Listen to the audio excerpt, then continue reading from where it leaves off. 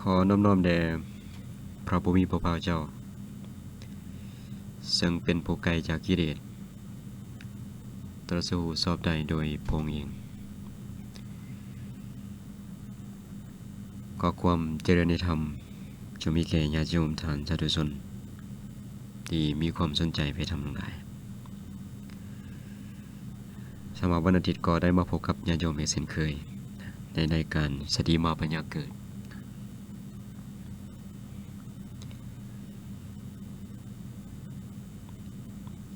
หลักธรรมที่จะนำมากล่าวในวันนี้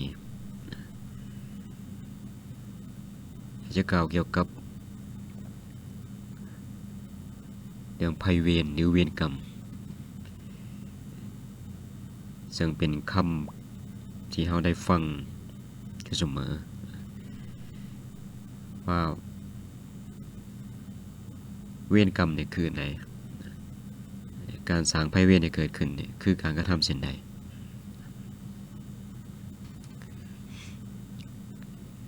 เพราะว่าก็มีคนจำนวนน้อยที่มีความเข้าใจว่า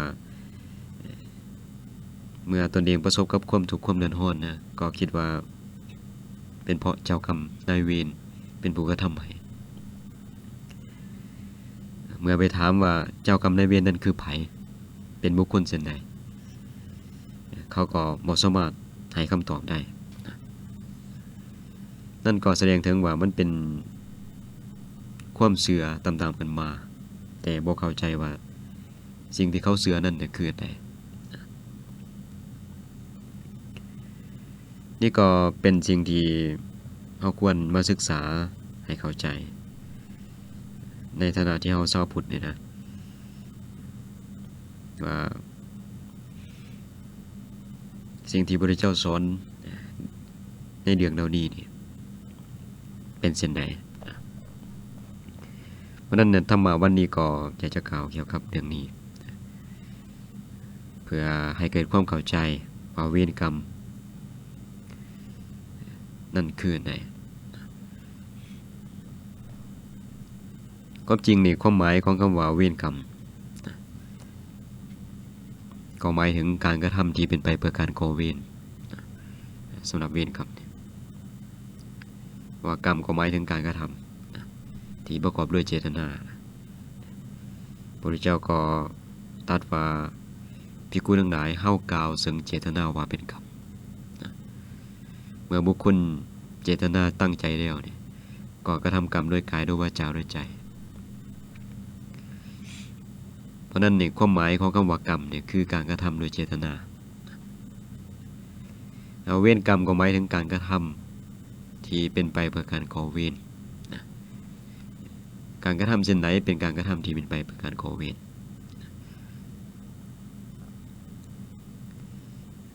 ก็มีคำตอบให้จากคำสอนพระพุทธเจ้า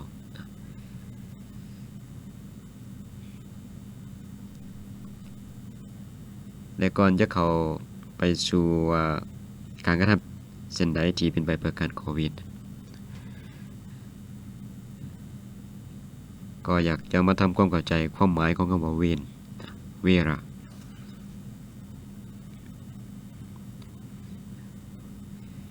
เวรเนี่ยหมายถึงการปองร้ายการพยาบาทการเบียดเบียนเนี่ยเรียกว่าเวรภาษาบาลีที่พระองค์ทรงใช้ว่าเวระหมายถึงความปองร้ายความพยาบาทความเบียดเบียน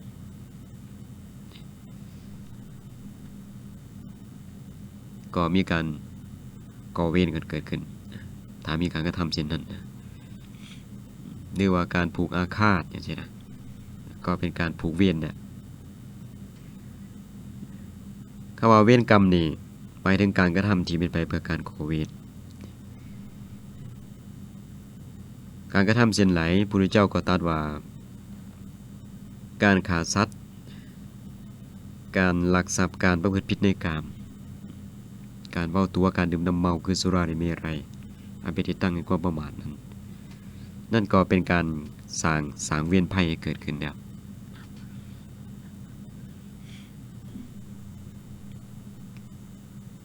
พระสัมมาสัมพุทธเจ้าพระองค์ได้ตรัสกับฐานะทาบิฎกเศรษฐีซึ่งในครั้งนั้นนี่ก็ฐานะทาบิฎกบดีนี่ได้เข้าไปเฝ้าพระวิวพระเจ้าถึงที่ประทับถวายบังคมแล้วก็ได้หนังในตีควรส่วนครั้งหนึ่งในครั้งนั้นเนี่ยพระวิวพระเจ้าเนี่ยพระองค์ก็ตรัสกับฐานะทาว่าดูรากหบดีอุปสกผู้โมละภัยเวรหาประการเฮาเรียกว่าผู้ทุศีลยอมเข้าถึงนรกด้วยภัยเวรหาประการนั่นคืออันไหนคือการฆ่าสัตว์การลักทรัพย์การประพฤติผิดในกามการเว้าตัวการดื่มน้ำเมาคือสุราและเมรัยอันเป็นที่ตั้งในความประมาทดุรากหบดีอุปสกผู้บ่ละภัยเวรหาประการนี้แลเฮาเรียกว่าผู้ทุศีลยอมเข้าถึงนรกด้วยและพระองค์ก็ทรงกล่าวอีกว่าดุรากหบดีอุปสกผู้ละภัยเวรหาประการเฮาเรียกว่าผู้มีศีลยอมเข้าถึงสุคติด้วยภัยเวรหาประการเป็นแนวใดคือการฆ่าสัตว์การลักทรัพย์การประพฤติผิดในกามการเว้าตัวการดื่มน้ำเมาคือสุราและเมรัยอันเป็นที่ตั้งแห่งความประมาทดุรากหบดีอุปสกผู้ละภัยเวรหาประการนี้แลเฮาเรียกว่าผู้มีศีลนี่ก็เป็นคำสอนที่พระองค์ทรงตรัสสอนกหบดีคือฐานะทาบิฎกว่าผู้บ่ละภัยเวรนี่ยอมเข้าถึงทุกขติเป็นผู้ทุศีลเนี่ยก็เป็นผู้เข้าถึงทุกขติด้วยภัยเวรที่พระองค์ทรงตรัสถึงนี่ก็คือการกระทำปาณาติบาตการฆ่าสัตว์นี่การลักทรัพย์การประพฤติผิดในกามการเว้าตัวแล้วก็การดื่มน้ำเมาคือสุราและเมรัยนี่อันเป็นที่ตั้งแห่งความประมาทนั้นนี่เฮาก็ได้คำตอบได้ว่าเวรกรรมเนี่ยคืออันไหนหมายถึงการกระทำที่เป็นไปเพื่อการก่อเวรนะความหมายของคำว่าเวรกรรมเนี่ยถ้าเว้าโดยหลักการเนี่ยก็คือการกระทำที่เป็นอกุศลเพราะว่าทั้งกายทั้งวาจาทั้งใจหรือว่าเป็นการประกอบกายทุจริตวจีทุจริตมโนทุจริตนั้นเป็นการกระทำที่เป็นไปเพื่อการก่อเวรหรือการผูกอาฆาตมีจิตพยาบาทใช่ไหม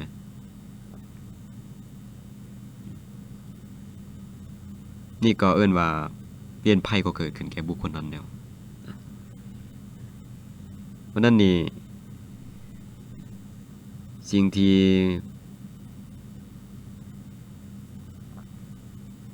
เขากล่าวกันว่าเจ้ากรรมนายเวรเนี่ยเขาก็ได้คำตอบจากคำสอนพระพุทธเจ้าแล้วว่าไผเป็นผู้กระทำกรรมไผเป็นผู้ก่อเวรนี่นะว่าถ้าเขานี่ยังกระทำปาณาติบาตอยู่คือการฆ่าสัตว์อยู่การลักทรัพย์อยู่การประพฤติผิดในกามอยู่การเว้าตัวอยู่การดื่มน้ำเมาคือสุราและเมรัยอันเป็นที่ตั้งแห่งความประมาทอยู่นี่เอิ้นว่าบุคคลนั้นก็เป็นการสร้างภัยเวรให้เกิดขึ้นในชีวิตเป็นผู้มีภัยเป็นผู้มีเวรเนี่ยนี่ก็เป็นข้อที่เฮาต้องศึกษาให้เข้าใจเพื่อเฮาจะบ่เข้าใจผิดว่าบุคคลที่ก่อภัยก่อเวรนี่เฮาอาจจะคิดว่าเป็นคนภายนอกหรือว่าถ้าเชื่อในเทพเจ้าก็ว่าเทพเจ้าเป็นผู้บันดาลเห็นไหมหรือว่าพระพรหมลิขิตอีหยังก็ว่ากันไปแต่พระพุทธเจ้าตรัสว่าสัตว์เป็นไปตามกรรม ก็ทำดียอมได้ดีก็ทำบ่ดีก็ได้บ่ดีใช่นะดีประการหนึ่งพระองค์ทรงกล่าวถึงเรื่องการผูกเวรการจองเวรในหลักพุทธศาสนานี่บ่มีเจ้ากรรมนายเวรบ่มีคำศัพท์นี้แต่ผู้ผูกเวรผู้จองเวรนั่นเนี่ยมีอยู่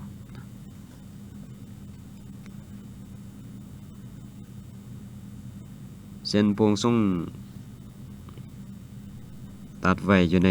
วินัยปิฎกเนี่ยมหาวรรคเล่มที่5เนี่ยพระองค์ทรงตรัสว่าก็คนใดจองเวรไว้ว่าคนนั้นลาเฮาตีเฮาสนะเฮา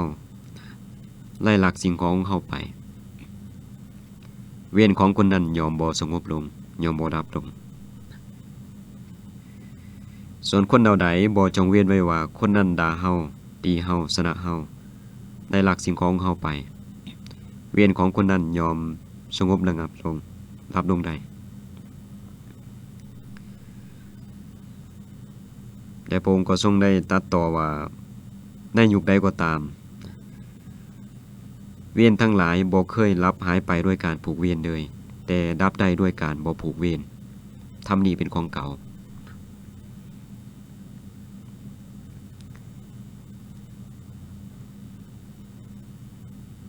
นี่ก็เป็นสิ่งที่พระพุทธเจ้าทรงสอนให้เฮาฮู้ถึงว่า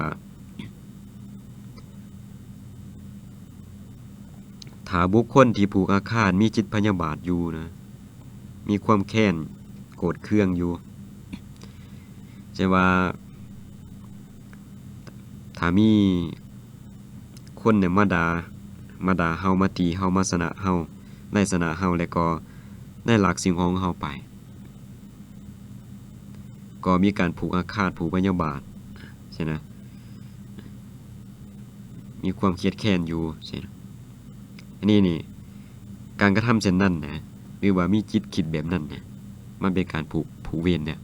เป็นการจองเวรเนี่ยใช่นะ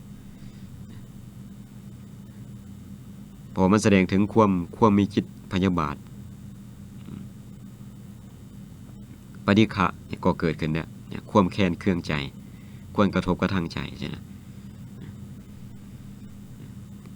พระองค์จึงตรัสว่าคนเหล่าใดจองเวรไว้ว่ามันเป็นการจองเวรเนี่ยจองเวรไว้ว่าคนนั้นด่าเฮาตีเฮาสนะเฮาแล้วก็ได้ลักสิ่งของเฮาไปเวรของคนนั้นเนี่ยยอมบ่สงบ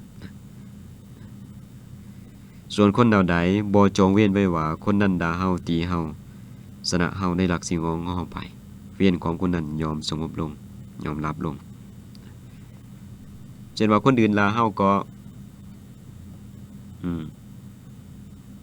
โบราตอบแล้วก็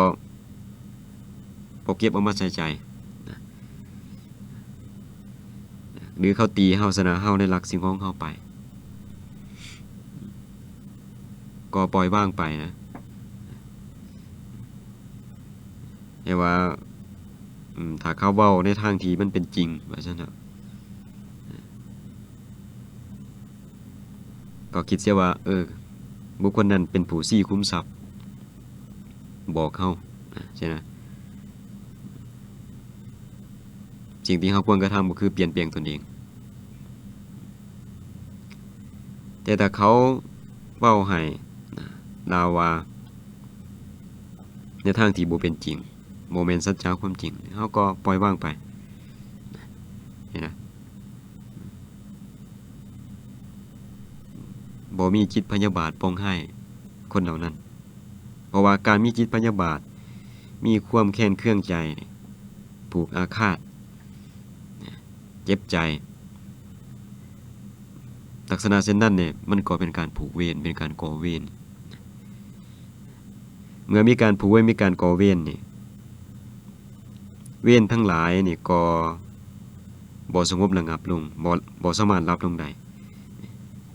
พระพุทธเจ้าตรัสว่าเวรทั้งหลายบ่เคยลับหายไปด้วยการผูกเวรเลยแต่ดับได้ด้วยการบ่ผูกเวรเช่นว่าเขาโกรธมาแล้วโกรธตอบนี่เวรก็จะบ่รับลงได้ แต่เมื่อเขาโกรธแล้วก็มีจิตสงบมีสติบ่โกรธตอบนี่พระพุทธเจ้าก็ตรัสว่าเป็นการชนะสงครามที่ชนะได้ยาก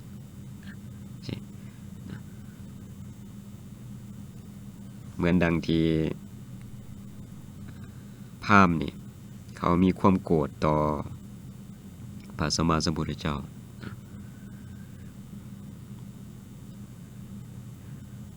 เขาไปหาพระศาสดาแล้วก็ลาวาบริพาท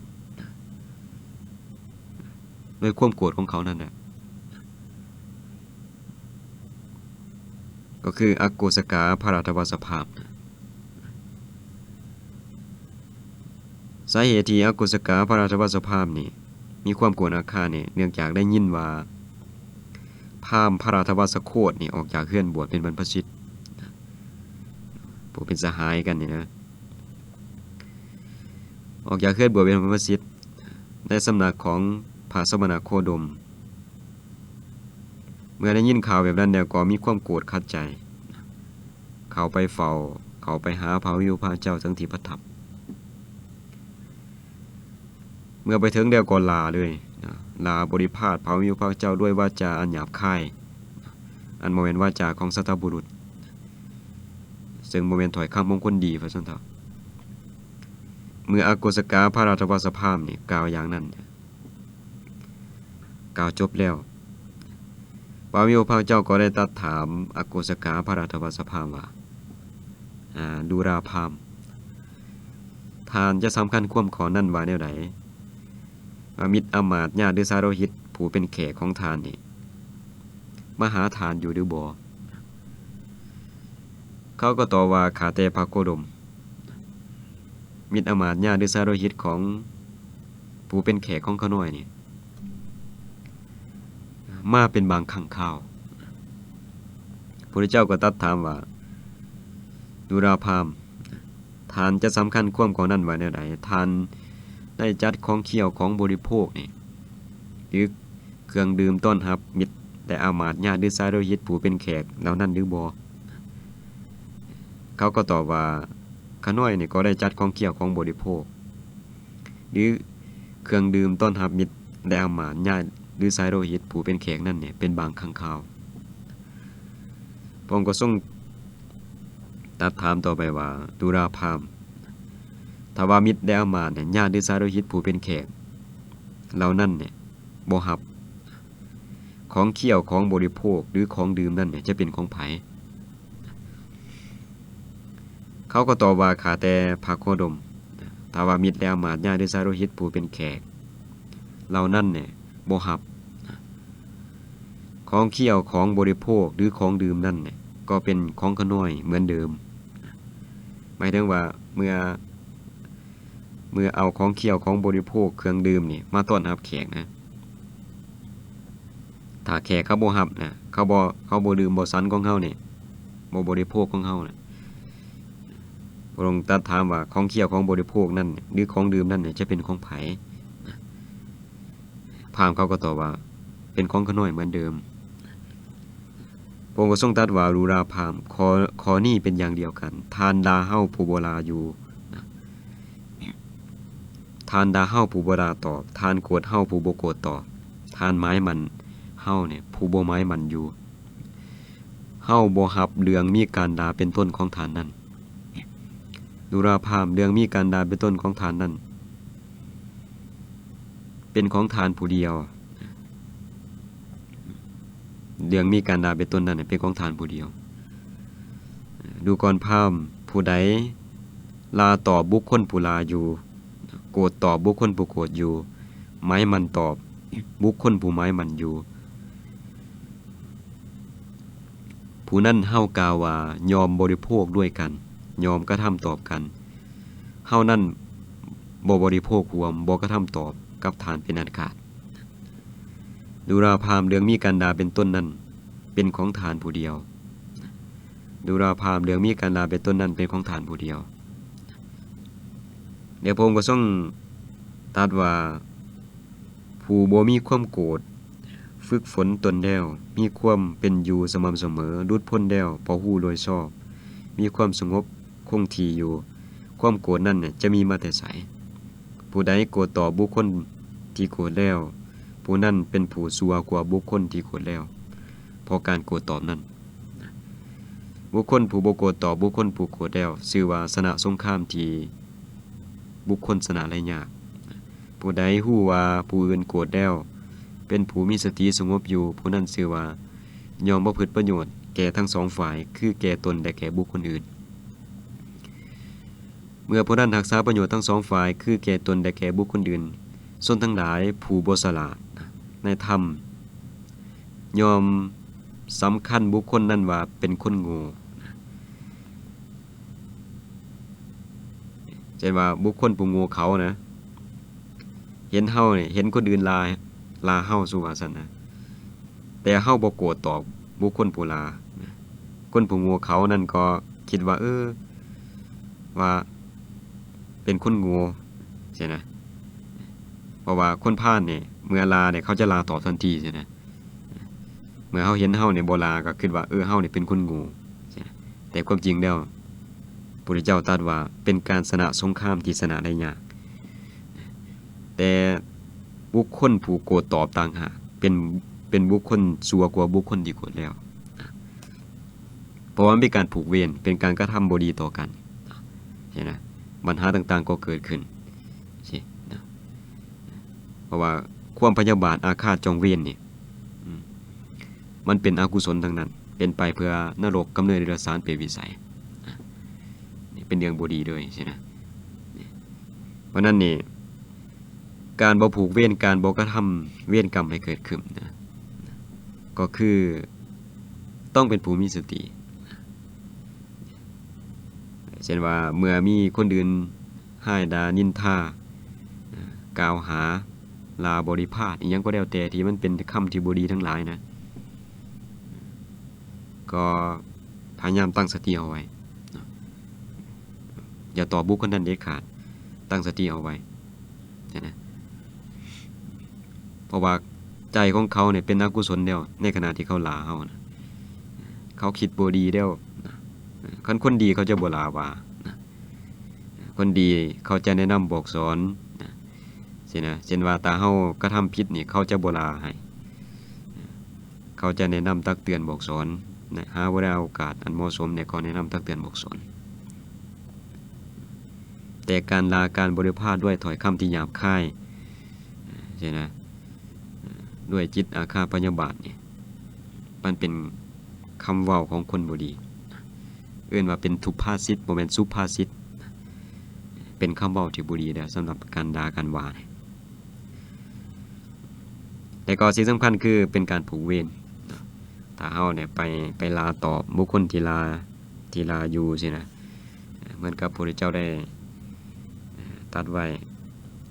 ที่ได้นำมากล่าวให้ญาติโยมได้ฟังนะว่า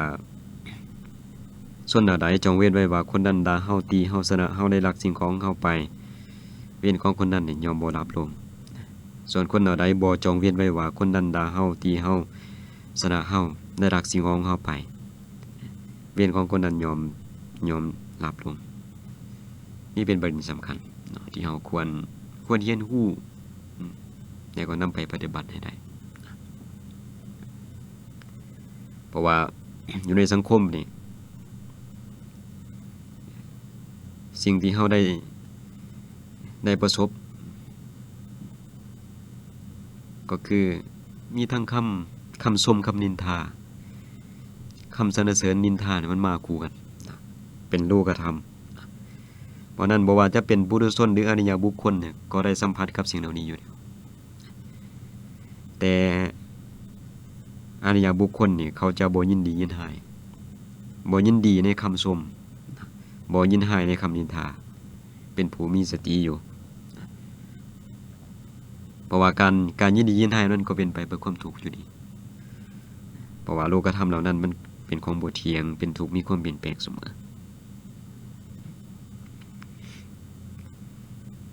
หลักการปฏิบัติอีกอย่างหนึ่งที่พระพุทธเจ้าตรัสไว้ว่าจงเอาชนะความโกรธด้วยความบ่โกรธให้เอาชนะความโกรธด้วยความบ่โกรธ จงเอาชนะความบ่ดีด้วยความดี จงเอาชนะความขี้ทีด้วยการให้จงเอาชนะคนเว้าตัวด้วยสัจจะความจริง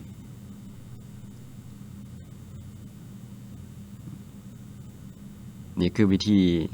ในการเอาชนะ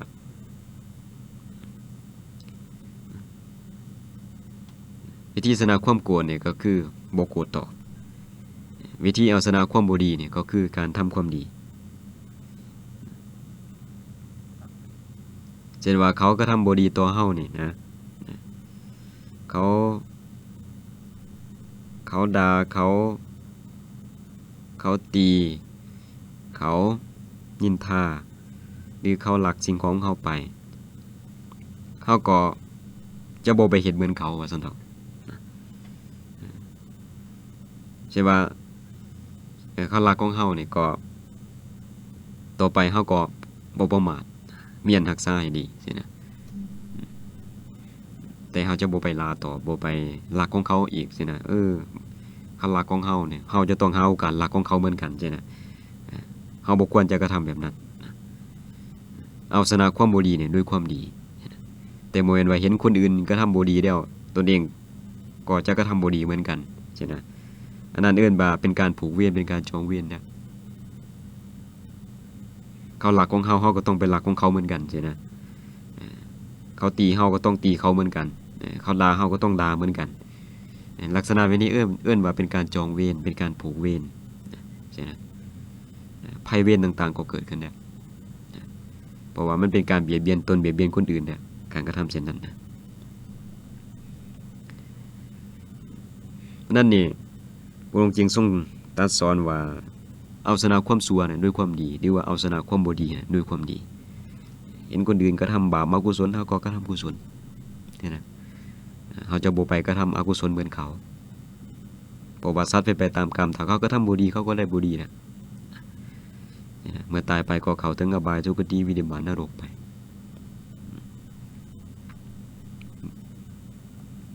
เฮ็ดดีได้ดีก็เฮ็ดชั่วก็ได้ชั่วใช่นะ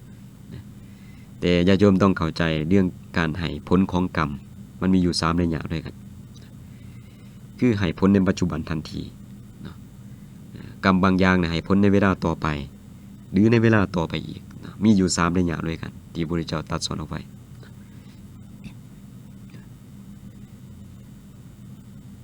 นี่เอิ้นว่าการให้ผลของกรรมหรือว่าวิบากของกรรมมีอยู่3อย่างคือให้ผลในปัจจุบันทันทีเลยเช่นว่าเฮาเจริญสมาธินี่ก็เป็นกุศลกรรมนะเป็นการกระทำที่เป็นกุศลใช่นะเจริญสมาธิก็ให้ผลในทันทีนะบุคคลใดที่เจริญสมาธิก็เฮ็ดให้จิตตั้งมั่นจิตสงบ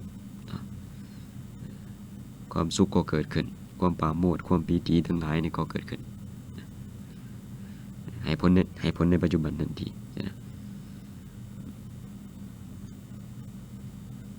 หรือกรรมบางอย่างก็ให้ผลในเวลาต่อไปนะนี่หรือบอกก็ให้ผลในเวลาต่อไปอีกนี่คือวิบากของกรรมหรือผลของกรรมแต่ว่าบุคคลกระทำกรรมเช่นใดก็ยอมได้รับผลของกรรมเช่นนั้นกระทำดีก็ยอมได้ดีกระทำบ่ดีก็ได้บ่ดีนี่นะเพราะนั้นเมื่อเฮาฮู้แล้วเฮาก็ถึงคนอื่นนี่จะกระทำชั่วต่อเฮาขนาดใดก็ตามนะแต่ว่าเฮาจะบ่กระทำตอบด้วยความชั่วนะแต่เฮาจะเอาชนะความชั่วนั้นเนี่ยด้วยความดีที่พระองค์ยังทรงแนะนำหรือตรัสสอนไว้ว่าจงเอาชนะความโกรธนั้นด้วยความบ่โกรธและก็เอาชนะความบ่ดีเนี่ยด้วยความดีและเอาชนะความขี้ถี่ด้วยการให้ความขี้ถี่มันเป็นมลทินทางใจเป็นเครื่องเศร้าหมองจิตนี่นะมัสสนิยะความขี้ถี่เพราะนั้นนี่เฮาต้องกำจัดความขี้ถี่ของเฮานั้นออกไปด้วยการให้การแบ่งปันคือการให้ทานนี่แหละนี่นะถ้าบุคคลยินดีด้วยการให้ทานเนี่ย บุคคลนั้นก็ยอมสละความคิดที่ออกไปได้เมื่อมีความคิดที่อยู่สินะการให้การแบ่งปันมันก็ให้ได้ยากนะถ้ามีความคิดที่เนี่ยจะให้คนอื่นจะแบ่งปันคนอื่นเนี่ยก็ให้ได้ยากนะคิดที่วัตถุสิ่งของก็ให้วัตถุสิ่งของแก่คนอื่นได้ยากคิดที่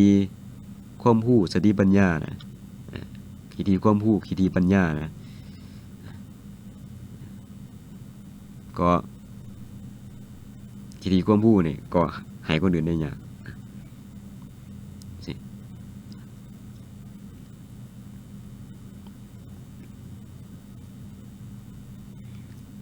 เพราะนั้นนี่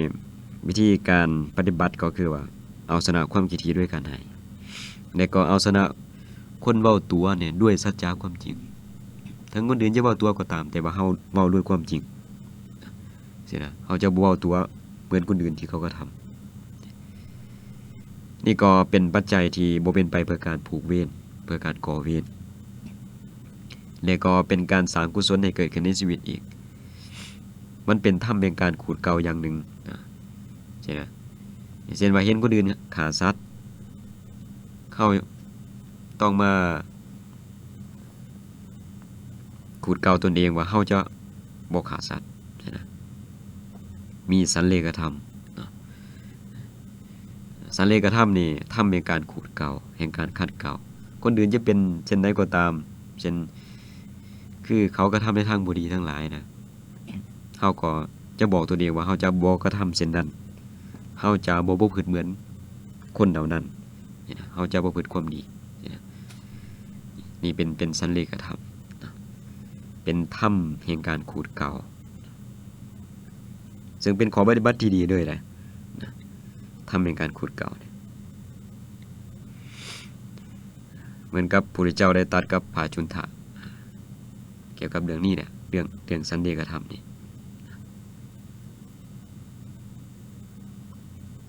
มันเป็นธรรมในการขูดเกลา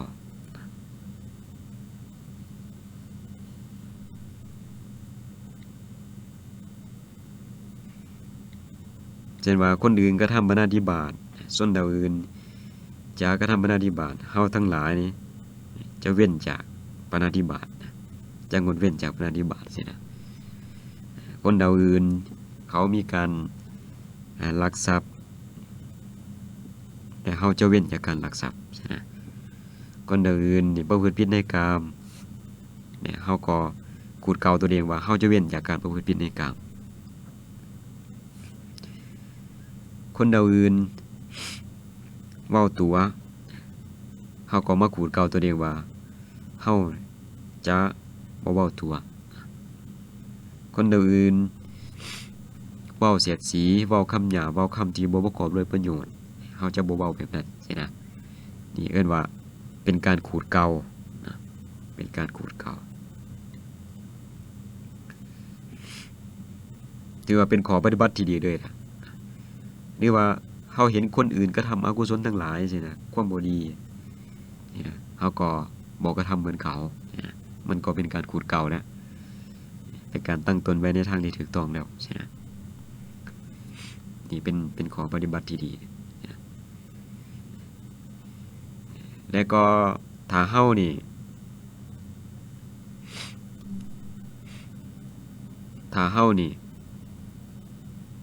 เห็นคนอื่นโกรธแล้วบ่โกรธตอบนะลาตีเนาะเฮาก็จะบ่ลาบ่ตีตอบใช่ไหมบุคคลนั้นหนึ่งเว้าอย่างหนึ่งว่าเป็นผู้มีเมตตาเป็นผู้มีเมตตาแล้วเหมือนกับเรื่องของ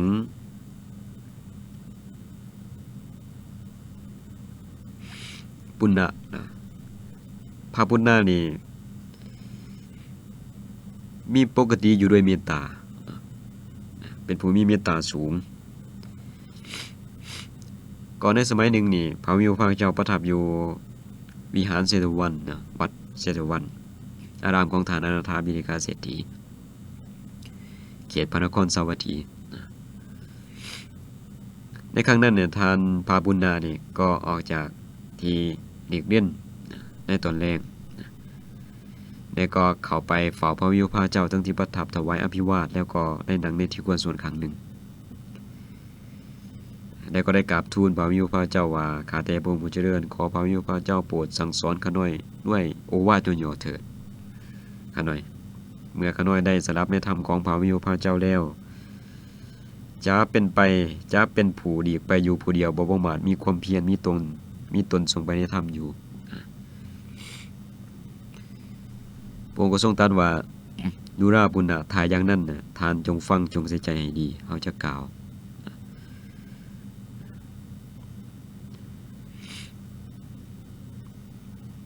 พระองค์ก็ทรงตัดสอนไปเมื่อพระองค์ตัดสอนแล้วนะพระองค์ก็ได้ตัดถามพระบุญนะว่าดูก่อนบุญนะเมื่อเฮาได้กล่าวสอนฐานด้วยโอวาทอันย่อๆนี้แล้วเนี่ยฐานจะไปอยู่ไสฐานจะไปอยู่ในชนบทใดเพราะว่าพระบุญนานี่ว่าถ้าสอนด้วยโอวาทย่อๆแล้วเนี่ยจะไปอยู่ผู้เดียวนะพระองค์ก็ตัดถามว่าเมื่อเฮาได้สอนกล่าวสอนฐานเนี่ยด้วยโอวาทย่อๆแล้วเนี่ยฐานจะไปอยู่ในชนบทใด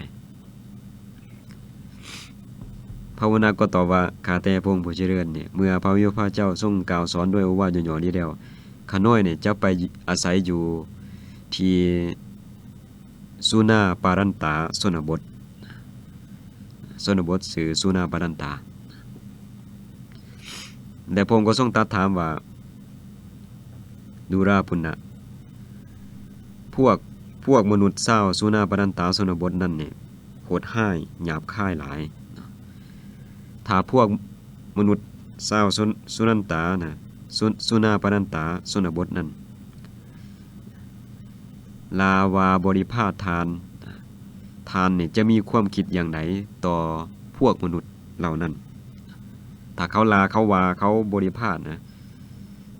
ทานจะมีความคิดอย่างไหนต่อพวกมนุษย์เหล่านั้นเราก็ตอบว่าข้าแต่พระองค์ผู้เจริญถ้าพวกเศร้าสุนันตาท้าวเศร้าสุนาปรันตาชนบทนั่นเนี่ยดาวาบริพาทข้าน้อย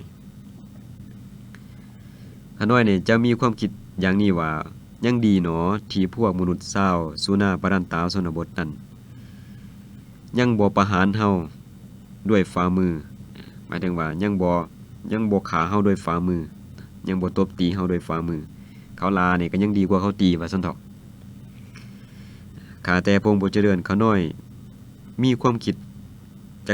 ดในพวกมนุษย์เหล่านั้นอย่างนี้แล้วพระองค์ก็ทรงตรัสถามต่อว่าดูราปุณณะก็ถ้าพวกมนุษย์เศร้าสุนาปรันตาชนบทเนี่ยจักประหารทานด้วยฝ่ามือทานจะมีความคิดอย่างใดกับพวกมนุษย์เหล่านั้นเราก็ตอบว่าข้าแต่พระองค์ผู้เจริญเนี่ยถ้าพวกมนุษย์เศร้าสุนาปรันตาชนบทจักประหารทานด้วยฝ่ามือข้าน้อยจะมีความคิดในพวกเขาอย่างนี้ว่ายังดีหนอที่พวกมนุษย์เศร้าสุนาปรันตาชนบทยังบ่ประหารเฮาด้วยก้อนดินข้าแต่พระองค์ผู้เจริญเนี่ยข้าน้อยจะมีความคิดในมนุษย์พวกนั้นอย่างนี้เขาตีด้วยฝ่ามือก็ยังดีอยู่ดีกว่าเขาประหารเนี่ยเขาขาด้วยก้อนดินใช่ไหมแต่พระองค์ก็ทรงตรัสถามว่าก็ถ้าพวกมนุษย์เศร้าสุนาปนันตาชนบทนั้นเนี่ยจักประหารทานด้วยก้อนดินเนี่ยทานจะมีความคิดอย่างไรกับมนุษย์พวกนั้นแล้วก็ตอบว่าข้าแต่พระองค์ผู้เจริญถ้าพวกมนุษย์เศร้าสุนาปนันตาชนบทเนี่ยจักประหารเขาน้อยด้วยก้อนดินเขาน้อยเนี่ยจะมีความคิดในพวกเขาอย่างนี้ว่ายังดีหนอที่พวกมนุษย์เศร้าสุนาปรันตาชนบทบ่ประหารเฮาด้วยท่อนไม้ข้าแต่พระองค์ผู้เจริญเขาน้อยจึงมีความคิดในพวกมนุษย์พวกนั้นอย่างนี้ว่าถ้าเขานี่ขาด้วย ด้วยก้อนดินนะประหารด้วยก้อนดินก็ยังดีอยู่ยังดีกว่าเขาขาด้วยท่อนไม้นะเขาขาเขาตีด้วยท่อนไม้นี่แล้วก็มีความคิดแบบนั้นแล้วพระองค์เนี่ยก็ได้ตรัสถามต่อว่านูราปุณณะก็ถาพวกทานเนี่ยก็ถาพวกมนุษย์ชาวสุนาปนันตาชนบทนั่นเนี่ยจะประหารทานเนี่ยจักประหารทานด้วยท่อนไม้ทานจะมีความคิดอย่างใดกับมนุษย์พวกนั้นเราก็ตอบว่าข้าแต่พระองค์ผู้เจริญถ้าพวกมนุษย์ชาวสุนาปนันตาชนบทนั้นจักประหารข้าน้อยด้วยท่อนไม้ข้าน้อยจะมีความคิดในพวกเขาอย่างนี้ว่ายังดีเนาะยังดีตลอดนะยังดีเนาะที่พวกมนุษย์ชาวสุนาปนันตาชนบทนี่บ่ประหารเฮาด้วยสัตตาด้วยอาวุธนะข้าแต่พระองค์ผู้เจริญข้าน้อยจะมีความคิดในมนุษย์พวกนั้นอย่างนี้ถึงว่าเขาจะขาด้วยท่อนไม้นะก็ยังดีอยู่ที่เขาบ่ใช้เขาที่เขาบ่ประหารด้วยอาวุธด้วยสัตตาอาวุธแต่พระองค์ก็ทรงตรัสถามต่อไปว่าดูราปุณณะก็ถาพวกมนุษย์ชาวสุนาปนันตาชนบทนั่นเนี่ยจักประหารทานด้วยสัตตาด้วยอาวุธทานจะมีความคิดอย่างใดกับมนุษย์พวกนั้นข้าแต่พระองค์ผู้เจริญถ้าพวกมนุษย์ชาวสุนาปนันตาชนบทนั่นจักประหารข้าน้อยด้วยสัตตาข้าน้อยเนี่ยจะมีความคิดในพวกเขาเหล่านั้นอย่างนี้ว่ายังดีเนาะที่พวกมนุษย์ชาวสุนาปนันตาชนบทบ่ปลงชีวิตเฮาด้วยสัตตาอันคมข้าแต่พระองค์ผู้เจริญข้าน้อยจึงมีความคิดในมนุษย์พวกนั้นอย่างนี้ถึงว่าเขาจะประหารด้วยสัตตาก็ยังดีกว่าเขาปลงชีวิตเฮาเขาขาเฮาด้วยอาวุธอันคมใช่นะแต่พระองค์ก็ทรงตรัสถามต่อไปว่าดูราปุณณะก็ถาพวกมนุษย์ชาวสุนาปนันตาชนบทนี่เขาปลงชีวิตทานด้วยอาวุธอันคมทานจะมีความคิดอย่างใดกับมนุษย์พวกนั้นพระปุณณะแล้วก็กราบทูลว่าข้าแต่พระองค์ผู้เจริญถ้าพวกมนุษย์ชาวสุนาปนันตาชนบทจะปลงชีวิตของข้าน้อยด้วยสัตตาอันคมข้าน้อยจะมีความคิดในพวกเขาอย่างนี้ว่ามีเหล่าสาวกของพระวิวพระเจ้าที่อึดอัดเกียรติสั่งหางกายและชีวิตและก็พากันแสวงหาสัตตาสังหารชีวิตอยู่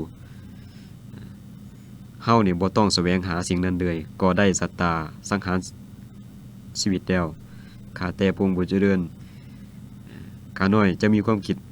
ในมนุษย์พวกนั้นอย่างนี้แหละเรื่องว่าเขาจะปลงชีวิตด้วยสัตตาอันคมนี่เราก็ยังคิดว่ายังดีอยู่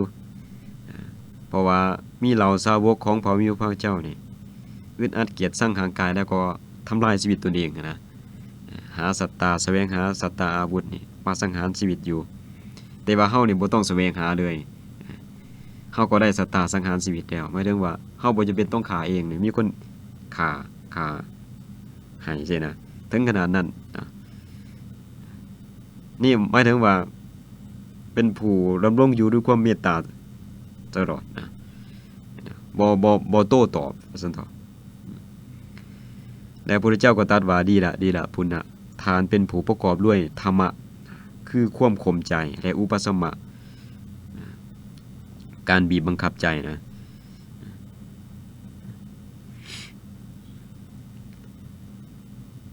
เมื่อทานเป็นผู้ประกอบด้วย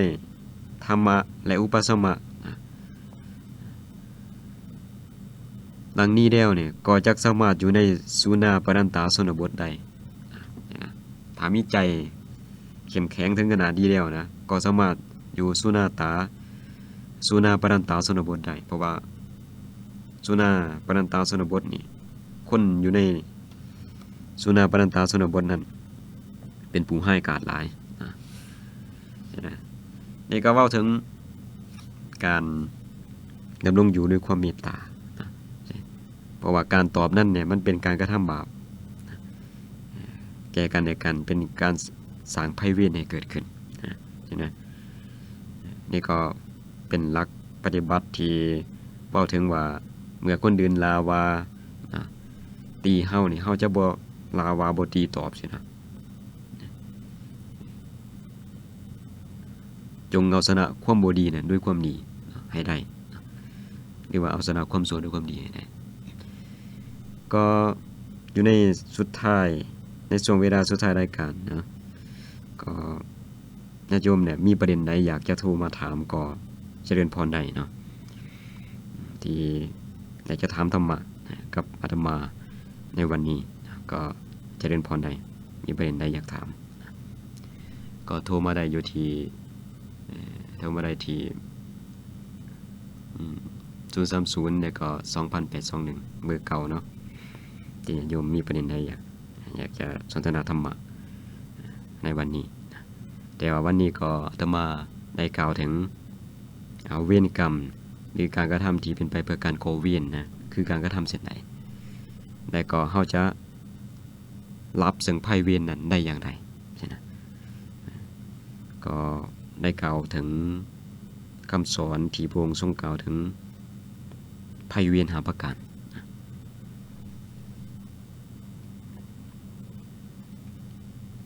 ก็เจริญพรเดชนมัสการพระอาจารย์ข้าน้อยรู้สึกว่าได้ฟังคำบรรยายธรรมของพระอาจารย์ในวันนี้รู้สึกว่ามีความเข้าใจหลายขึ้นแต่ก็มีญาติโยมพระเจ้าเป็นใจอยากได้ติดดีโบหรือว่าเป็นทฤษฎีของพระอาจารย์เฉพาะวันที่พระอาจารย์มีบ่เนาะก็เป็นมีไฟล์เสียงเนี่ยมีอยู่ส่วนหนึ่งที่ได้ขอจากสถานีเนี่ยเพิ่นอัดไว้แล้วก็เก็บไปฟังก็มีอยู่ส่วนหนึ่งนะแต่บ่ได้อัดได้มีต้องเฮ็ดจังได๋เนาะพระอาจารย์ญาติโยมเอา USB ไปเซฟเอาก็ได้เอาเมมโมรีไปเซฟเอาก็ได้เจ้านำพระอาจารย์อยู่วัดบ่หรือจังได๋เนาะอยู่วัดป่าสัมบังแฮดก็มีญาติโยมนี่จำนวนหนึ่งเพิ่นก็ไปขอไฟล์เสียงนำนะก็ได้เซฟให้เพิ่นทาง USB บ่ทางเมมโมรีบ่ซินะเพราะว่าบ่ได้เฮ็ดเป็นแผ่นออกบ่ได้เฮ็ดเป็นแผ่นออกยายเนาะมีแต่มันมีจำนวนน้อยก็ได้ว่าญาติโยมที่เพิ่นสนใจเพิ่นก็ไปขอเอาโดยค่ะเป็นคำขอบใจพระอาจารย์หลายๆอย่างก็ไปหาพระอาจารย์ที่วัดมาพระอาจารย์ไปทั้งวัดแล้วก็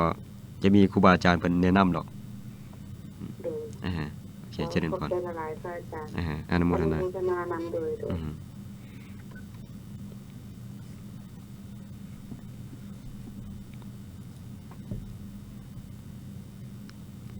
สุดท้ายก็สรุปให้ญาติโยมได้เข้าใจว่าการกระทำที่เป็นไปเพื่อการก่อเวรคือการกระทำกรรมที่เป็นอกุศลทั้งหลายนั่นเช่นว่าการฆ่าสัตว์การลักทรัพย์การประพฤติผิดในกามการเมาตัวการดื่มน้ำเมานี่เป็นการกระทำที่เป็นการสร้างภัยเวรสร้างเวรให้เกิดขึ้นในชีวิตของตนด้วยเหตุนั้นนี่พระพุทธเจ้านี่จึงกล่าวเอาไว้ว่าจงเอาชนะความโกรธด้วยความบ่โกรธจงเอาชนะความบ่ดีนี่ด้วยความดีเจริญพรขณะจะถามว่าการที่ไปบวชที่พรามลำชินที่มาขับเลยมีเมื่อเช้านำกันอะไรบ่นอนไหวอยู่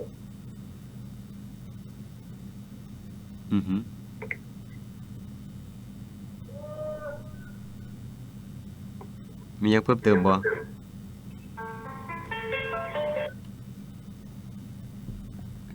ก็สายหลุดไปเนาะก็คงจะรับสายบ่ได้แหละเพราะว่ามีเวลาบ่หลายอยากจะต้องได้ก็เอาไว้เป็นวันอาทิตย์ต่อไปนะก็อยากจะสรุปให้ญาติโยมได้เข้าใจที่อาตมาได้บรรยายธรรมในวันนี้ที่นำคำสอนของพระสัมมาสัมพุทธเจ้ามากล่าวนะเกี่ยวกับ ภัยเวรหรือการสร้างเวรภัยเกิดขึ้นในชีวิตนะว่ากระทำเช่นใดภัยเวรจะเกิดขึ้นได้นะเหมือนกับได้กล่าวไปพระพุทธเจ้าให้เฮาละซึ่งภัยเวรด้วยการกระทำกุศลนะบ่ว่าไผจะกระทำเช่นใดตัวเฮาก็ตามแต่เฮาต้องพยายามมีสตินะแล้วก็บ่โต้ตอบด้วยการกระทำที่เป็นอกุศลเปื้อนกับเขานะเอาชนะความโกรธด้วยความบ่โกรธแล้วก็เอาชนะความชั่วด้วยความดีเอาชนะความคิดถี่ด้วยการให้แล้วก็เอาชนะคนเว้าตัวด้วยสัจจะความจริงเพราะว่าพระพุทธเจ้าตรัสว่าคนดาวใดบ่จงเวียนไว้ว่าคนนั้นด่าเฮาตีเฮาสนะเฮาได้รักสิ่งของเฮาไปเวียนของคนนั้นยอมรับลงนี่แหละวันนั้นนี่เฮาจะบ่ผูกเวียนเฮาจะบ่จงเวียนเนี่ยถึงคนอื่นจะลาจะตีจะสนะหรือรักสิ่งของเฮาไปก็ตามเฮาก็พยายามตั้งสติไว้จะบ่กระทำตอบด้วยกรรมที่เป็นอกุศลเฮาจะตั้งตนไว้ในอกุศลเฮาต้องคิดแบบนั้นแล้วก็พยายามตั้งตนไว้ในกุศลธรรมให้ได้ก็เป็นการตั้งตนไว้ชอบนะพยายามหลีกเว้นอกุศลทั้งหลายบ่ว่าจะเป็นด้วยกายด้วยวาจาด้วยใจก็ตามก็ขออนุโมทนาที่ญาติโยมได้ติดตามฟังรายการก็ขอให้เราทั้งหลายจงเป็นผู้เจริญในธรรมทุกท่านทุกคน